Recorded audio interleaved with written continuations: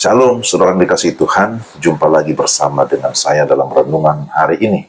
Mari kita siapkan hati kita berdoa. Bapa di surga, Engkau pemilik kehidupan kami. Segala sesuatu ada dalam kedaulatan-Mu. Itulah sebabnya kami datang kepadamu memohon hikmat, kekuatan untuk kami dapat menjalani hari-hari ini. Kiranya Tuhan menolong kami ketika mendengarkan firman-Mu, sehingga kami dapat memahami dan menerima dengan baik. Dalam nama Tuhan Yesus. Amin. Pembacaan firman Tuhan dari Bilangan 13 ayat 27 dan 28. Mereka menceritakan kepadanya, kami sudah masuk ke negeri kemana kau suruh kami. Dan memang negeri itu berlimpah-limpah susu dan madunya. Dan inilah hasilnya. Hanya bangsa yang diam di negeri itu kuat-kuat dan kota-kotanya berkubu dan sangat besar. Juga keturunan enak telah kami lihat di sana. Demikian firman Tuhan, tema kita, cara pandang yang benar. Saudara-saudara yang dikasihi Tuhan, Bilangan pasal 13 mengisahkan tentang 12 pengintai yang diperintahkan Musa untuk melihat dari dekat tanah Kanaan atau tanah perjanjian.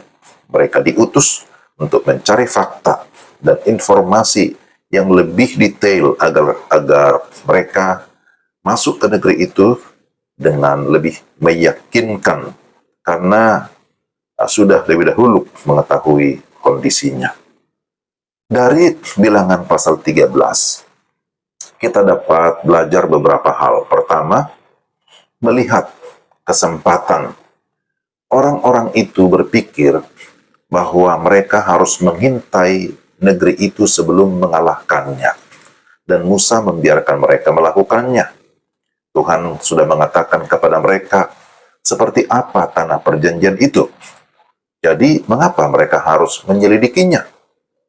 Nah, iman itu percaya akan firman Tuhan.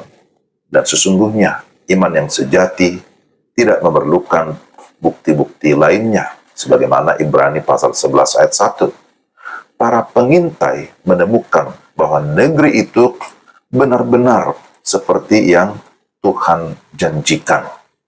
Itu yang pertama.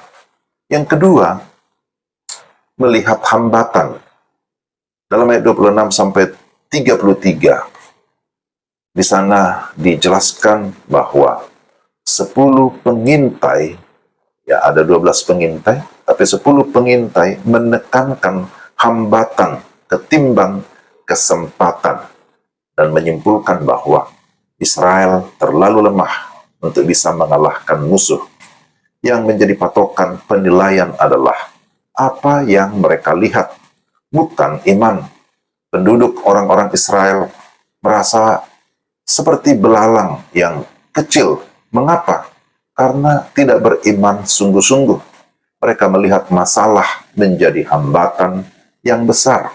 Ketidakpercayaan membutakan seseorang terhadap kebesaran Tuhan dan memperbesarkan kelemahan dirinya sendiri. Yang ketiga, melihat Tuhan. Kaleb dan Yosua adalah 2 orang dari pengintai yang menyatakan imannya. Mereka tidak khawatir tentang besarnya masalah atau hambatan oleh karena mereka percaya kepada Tuhan yang Maha Besar. Pertanyaan penting dalam kehidupan kita bukanlah seberapa besar masalah itu atau seberapa besarkah aku, tetapi pertanyaan utama adalah seberapa besar Tuhanku. Tuhan justru melihat orang-orang Kanaan seperti belalang, sebagaimana Yesaya 40 ayat 22. Namun para pengintai yang tidak percaya tidak melihat situasi dari sudut pandang Tuhan. Apabila saudara berjalan dengan iman, masa depan adalah sahabat Anda, dan setiap musuh pastilah dikalahkan. Jadi, mari kita menjalani hidup ini melihat bahwa apapun yang kita hadapi, apapun yang di depan kita, merupakan kesempatan untuk kita terus menunjukkan iman kita. Mari kita melihat hambatan bukan sebagai hal yang menghalangi kita untuk terus berjalan, tetapi mari kita melihat Tuhan yang maha besar, yang terus memimpin perjalanan kehidupan kita. Kiranya melalui firman Tuhan ini, cara pandang kita diubahkan. Kita melihat persoalan menurut cara pandang Tuhan, bahwa masalah itu benar ada. Kita tidak menyangkal bahwa masalah memang ada, bahwa musuh-musuh itu ada, raksasa-raksasa itu ada. Akan tetapi kita harus melihat bahwa tidak ada masalah yang terlalu besar jika dibandingkan atau jika diperhadapkan dengan Tuhan yang maha besar. Amin. Kita percaya bahwa di dalam Tuhan dan bersama Tuhan tidak ada masalah yang tidak bisa diselesaikan. Penderitaan seberat apapun, tantangan sebesar apapun, bahkan suasana yang kita hadapi, suasana kesedihan, suasana kedukaan, suasana yang mungkin membuat kita merasa seperti sendiri, kita harus percaya bahwa dalam segala situasi apapun, Tuhan itu hadir, Tuhan itu ada, Tuhan itu senantiasa peduli akan seluruh kehidupan kita.